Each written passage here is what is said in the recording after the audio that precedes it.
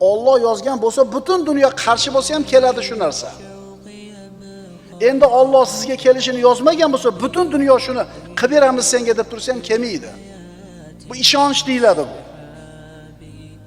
Albatta Alloh o'zining hikmati, buyukligi sababli xotirjamlik va xursandchilikni rozilik va ishonchga joylab qo'ydi. G'am, qayg'uni esa shak, shubha va norozilikka joylab qo'ydi. Diqqat qilinglar. Albatta Alloh taolo o'zining hikmati va buyukligi sababli xotirjamlik va xursandchilikni rozilik va ishonchga joylab qo'ydi. G'am, qayg'uni, shak, shubhani esa norozilikka joylab qo'ydi.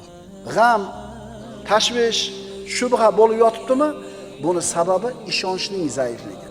Endi kishi hayotidan rozimi? Xursand yashayaptimi? Demak, buni ishonchi o'zini o'rnida.